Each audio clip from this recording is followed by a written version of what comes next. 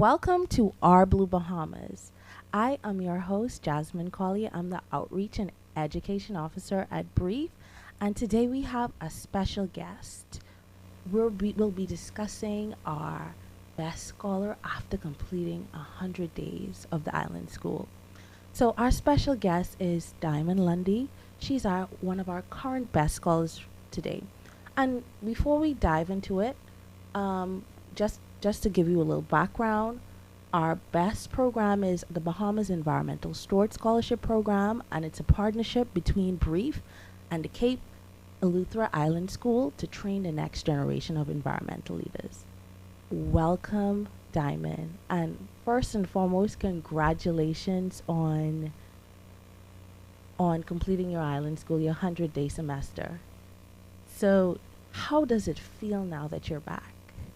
Going to be honest, it feels so weird. It doesn't feel like I'm actually back home. It feels kind of like a dream. Like I just came from the seas, a million other people with me diving almost every week, and now I'm just back home. I mean, it's amazing to see my friends and family, but it's just so different now. Okay, so just reeling it back in. So, tell us a little bit about your background. Like, what motivated you to become in the one of our best scholars? What was going through your head when you applied for the program? So to be honest, my biggest motivation was Heather. I was a bit hesitant originally applying. I was like, no, I'm not ready for this. Like I was also applying for universities at the same time, and then the opportunity came up to apply to be a best scholar. So I was a bit in the middle. I want to go to university, but then I also want this experience. So it was a lot of conversations with Heather telling me that this would actually help me solidifying what I wanted to do. And so I'd have to say she was my biggest motivation for applying. Well, shout out to Heather. Just a little background. Heather is also a part of our outreach team, and she was previously a best scholar. So it's really nice to see how we have one generation just inspiring the next generation, and I think that's so important. And Diamond, you've been with us for a while. You're no stranger to the Brief operations, but where did you first hear about Brief? I was online. I was looking for something to do. It was a hot summer day. I was home. I was bored. I needed something to do. Scrolling on Instagram, actually, and I found a brief ad for a Saturday snorkel. And that's kind of how I got hooked up with Brief. Like, that started the long relationship we have now. Wonderful, wonderful. So, just a little background to our listeners. At Brief, we have a lot of programs where we would encourage the community to get their feet wet, to learn about ocean conservation. So, we host a community snorkel every month. So, if this isn't the time now, what I would want you guys to do is follow us on our social media at Brief242, at BREEF 242. And you don't know, you may end up around this just having a similar journey like Diamond, and it's so nice to hear that some of our other programs has lead into other things. So okay, so back to the island school. So like, what were your expectations going into the island school, and how did the reality compare? I know you said you had Heather telling you about it, but tell us your experience. So I knew it was going to be like a academically challenging experience, a physical challenging experience, and I went there like, okay, I got this. I saw what they put on the website. When you get there, it's not what you actually have to do what you saw. I remember in the first week, we had a 4-day kayak expedition. I've kayaked before, not to that extent.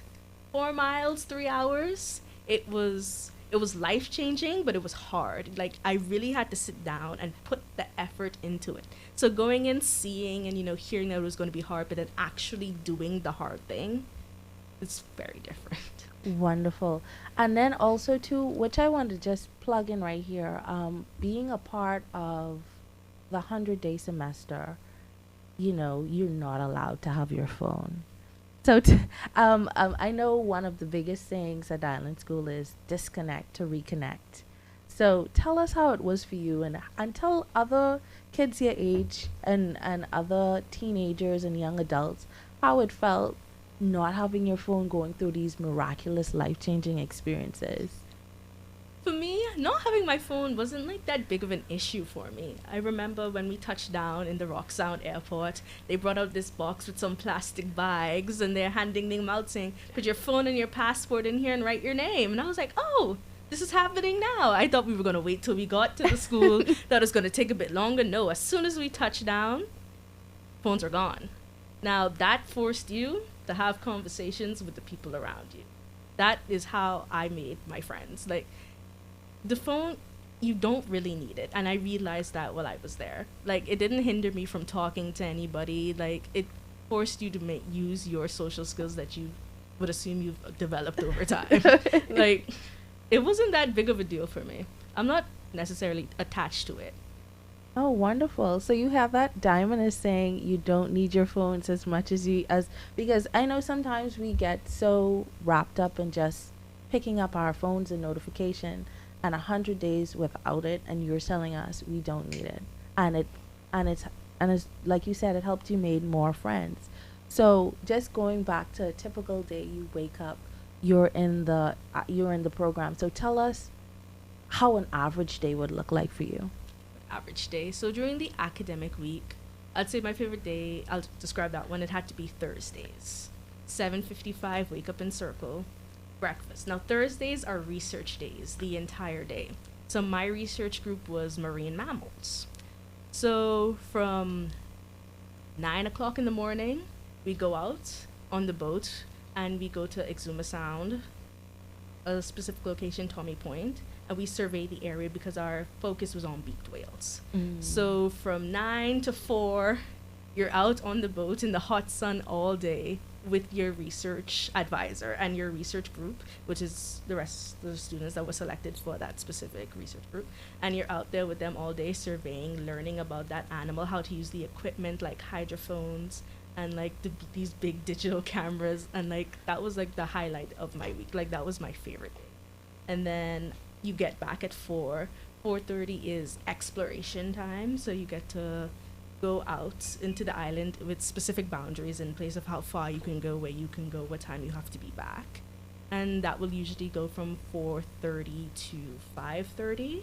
And at 5:55, we have dinner circle. So that's when we gather around the flagpole, do our kudos and namis, and talk about everything that you've been through today, run through the schedule for the evening, and then we have dinner. Okay, so you say kudos and namis. Remind me what a nami is. So a nami is a nature appreciation moment. So say if I saw a lemon shark today at the beach, at Circle, you say nami to the lemon shark, and everybody would go Yahoo. Oh, wonderful. Okay, so a nature appreciation moment. I'm gonna take that. So, and you're saying, okay, so how does that compare to like regular school? Or how would you compare before your academic journey before the island school? How the island school one was a bit different to you? The island school's academic approach is definitely more hands-on. It was a lot of real-world situations that they brought into the classroom, or they took you out the classroom entirely, and that's where we had class. I know for sustainable systems, that was technically our math class. We call it SUSI. So we learned about the water systems, the wells. We went on field trips to these places, walked around, and see how we could improve them at the island school. So that was basically it wasn't just sitting down, doing math problems, looking at the board, listening to a teacher. It was actually being out there and putting like your input in to create a better solution. Oh, that's amazing. So what I'm hearing is a lot of experiential learning activities and hands-on and research.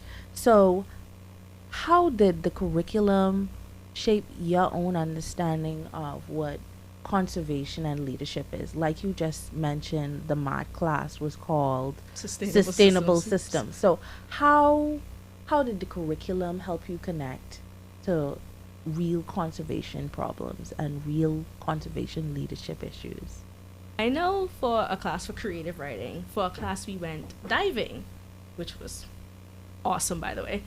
And so we dove, we looked around, and then we had to come back and write an essay on what we saw, on how we felt about what we saw, and on if other people would be able to have this same experience about what we saw.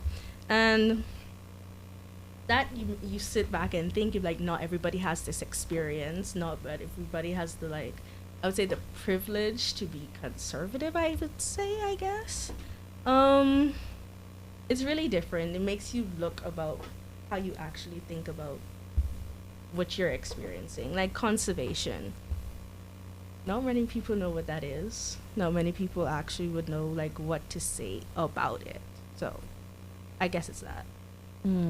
So how, I mean, I'm just veering off a little bit. So how would you explain conservation to someone who's out here listening? There's probably someone interested in a BAS program.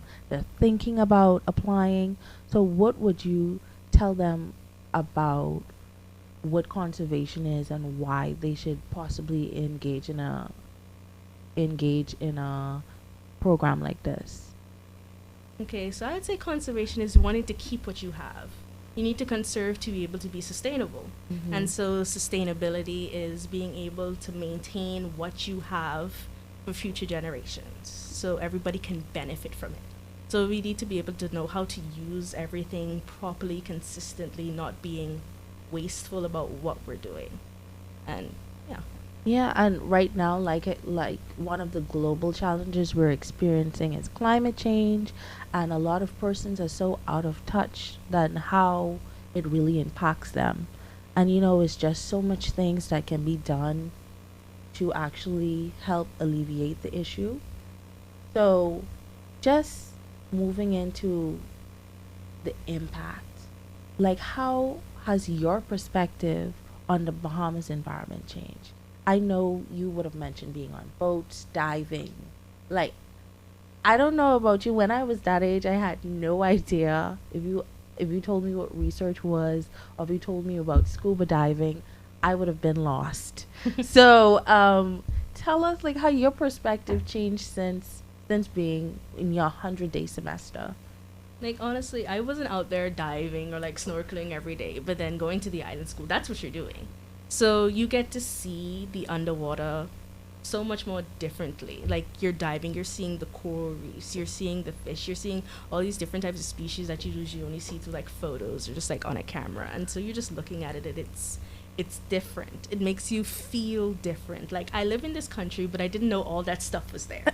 Like I'm on land most of the time. Like going underwater, actually seeing what's there makes such a big difference in how you think. I think I took it for granted a lot because I didn't realize that was there. Like overfishing, overtaking everything down there is going to disrupt like how it functions. So it's made me be more grateful for what we have. And I love what you said just now because being a part of the outreach team, we do a lot of field trips. We have other programs. We have our Sea Pilot program with students from CR Walker.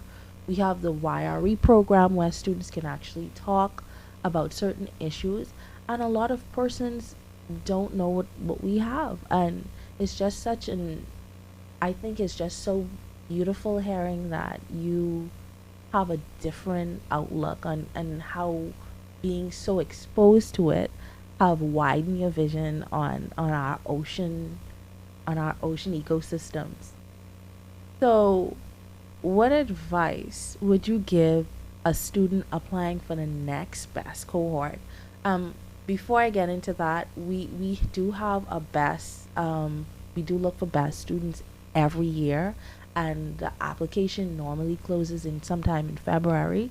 But tell us, what message you want to tell the student applying for the next best cohort? I'd say go for it. Even if you're scared, it's the most amazing experience you will ever have. And while you're there, find more ways to say yes than you can say no because you will miss out on a lot of experiences.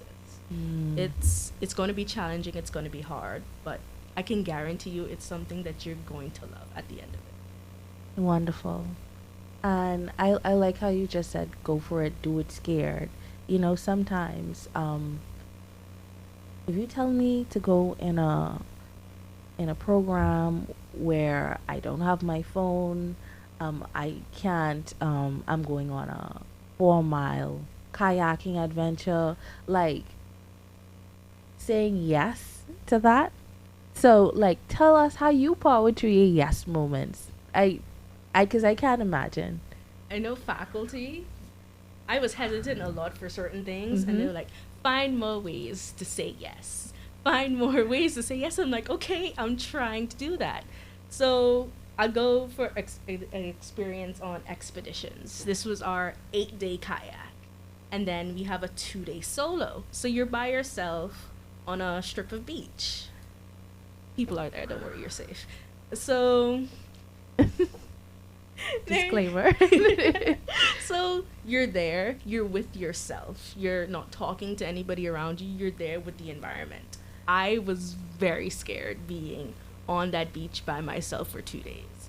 But it allowed me the chance to sit down and reflect on how I was as a person, the the way I want to carry out the rest of the semester that I have, and what type of legacy do I want to leave on this place.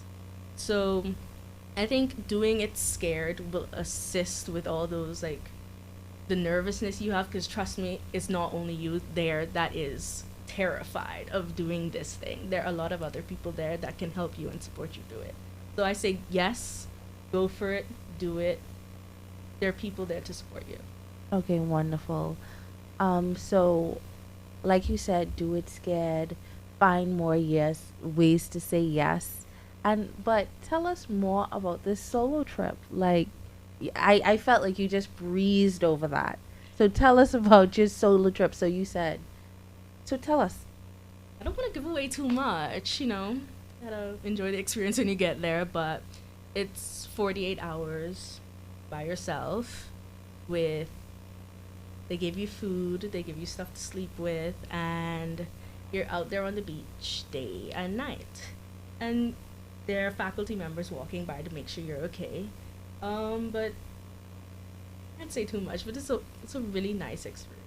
Like, solo is a transformative experience for so many people, and I think everybody should be able to, like, experience something like Mm. that. Yeah. And I hear a lot of self reflection. I saw a lot. So do you think that you've grown since you've been in that 100-day semester? Do you think you're the same person? You think you have has anything changed? I think something that's changed. I have a different appreciation for nature and just being grateful about the things we usually take for granted. Like the amount of water that we have. I know there were some days in my dorm there was no water. Coming home to water, I have learned to be so grateful for such things that I would take for granted. Water, food, everything like that. You realize how much you appreciate what you already have more than what you think you need. I don't know if any parents are listening, but do you have this? She's coming back. She's saying she have more appreciation for everything, for food, for water. I don't know, if you have a niece, if you have a daughter or a son interested, I'd urge you to just check us out at brief.org, which is breef.org, and just look at the application. And we have here Diamond Live telling us about her own experience as a best scholar when she did the 100-day semester at the island school. So I really want you to think about this, if you could encapsulate like your whole adventure. And by the way, the 100-day semester is only halfway done with the program. You're going to come with the brief office, you're going to intern with us and also some of our partners. But what message at this point you want to share with the Bahamian youth about becoming ocean stewards? I'd say just do it. We live on an island. The ocean is a part of that, and you can do something about it, whether it be big or small. You don't need to be a scientist. You don't need to have the biggest degree in the world. Just a little thing. Maybe let's start with a beach cleanup, or just a little talk about water pollution. Just something small can kickstart a really big thing. Wonderful. And just for our persons too, the Bahamas Environmental Steward Scholarship, which is the best, is is more than a scholarship. It's a life-changing launch pad for young Bahamians ready to become the next wave of environmental defenders. And just remember, it's powered by Brief and also the Cape Elutra Island School. This prestigious program offers a full academic scholarship paired with hands on experience, all endorsed by the Ministry of Education. And I just want just to take it back since its creation, BESS has empowered over 50 young scholars across the Bahamas to take bold steps into the sustainability science, marine ecology, and global conservation advocacy. And I'm just really proud of you, Diamond, for making this bold decision and actually being one of the best scholars now and having this experience to how on how you're going. So so tell us a little bit more on your next steps. Well, my next steps. Just waiting on that brief internship. I'm actually very excited for that. I can't wait to see what I get to do. we we can't wait to have you in our office and get you rolling on some of our outreach initiatives. So definitely that. And just going back on the scholarship, if persons are interested, this scholarship covers the semester or summer term at the island school. It's also a full scholarship towards tuition. Parents and family do have to come up with a tiny portion, which is a family contribution of $500, but it has round trip flights between Nassau and Eleuthera, and then also it'll also have an internship placement through Brief. And persons who are really interested in getting into this program, the applications are now open, and you can connect. You can call us at our office, which is 327-9000. Again, I'll say it, 327-9000. Or you can contact our one of our outreach persons, Heather. She's she's the coordinator for the BEST scholarship, and her email is heather at brief.org, which is HEATHER at BREEF.org to get the application. And I'm just so happy to just be a part of this program, to have you here, Diamond. I just want you to give us one more thing. I want you to, right now, there are a lot of listeners from young and old, persons who possibly may be interested in a program like this. But what advice or one last thought you want to leave them with before we conclude? Before we conclude, just do it. Don't second guess yourself. You see the application, you want to do it. It's the first thing you want to do. Do it. Send it in. Just do it. And then also tell us how is the application process? The application process, you sit down and think. You put effort into the application. Trust me. You put effort into the application.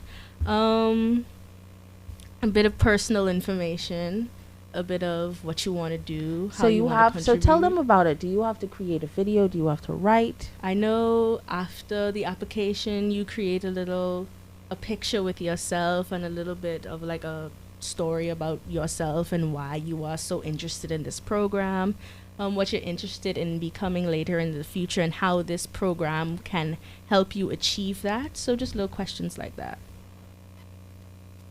Thank you so much, Diamond. And thank you. This concludes our episode of Our Blue Bahamas. Don't forget to follow us at Brief242, which is BREEF 242. And you'll get to see a lot of our other programs. And we are so eager to talk to you on something else on our next episode.